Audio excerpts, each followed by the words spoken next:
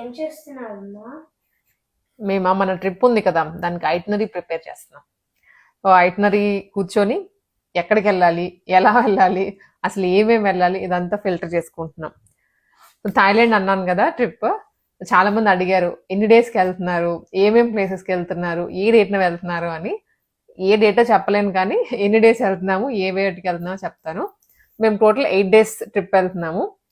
Thailand, Pattaya and Phuket, ఈ 3 places cover చేద్దాము అని.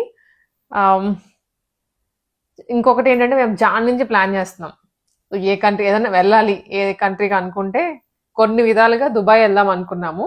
జాన్లోనే అనుకున్నాం యాక్చువల్లీ. బట్ ఆ టైంకి మా పాపది ఇంకా వీసా ప్రాసెస్ స్టార్ట్ చేద్దాము అనుకొని ఒకసారి పాస్పోర్ట్స్ చూస్తే మా పాపది ఎక్స్పైర్ అయిపోయింది పాస్పోర్ట్. ఇంకా అప్పటికప్పుడు తత్కాల్ బుక్ చేసుకొని తత్కాల్ తెచ్చుకున్నాం కానీ బట్ అది వర్కౌట్ అవ్వలేదు మాకు దుబాయ్ది. అండ్ ఆ తర్వాత మళ్ళీ సింగపూర్, మలేషియా, థాయిలాండ్, ఈ 3 countries అనుకున్నాను ఒకటే స్టెచ్లో.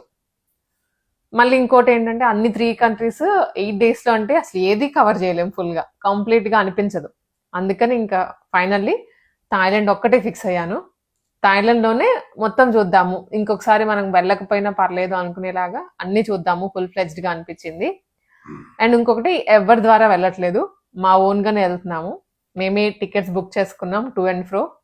నెక్స్ట్ వీసా కూడా ఇది ఆన్ అరైవల్ వీసానే కాబట్టి పెద్ద ప్రాసెస్ ఏం లేదు. జస్ట్ మనం ఆన్లైన్లో ఒకటి ఫామ్ ఫిల్ చేస్తే సరిపోతుంది అన్నారు. మేము కూడా చాలా వీడియోస్ చూసాము, ఇంకా చూస్తున్నాము కూడా.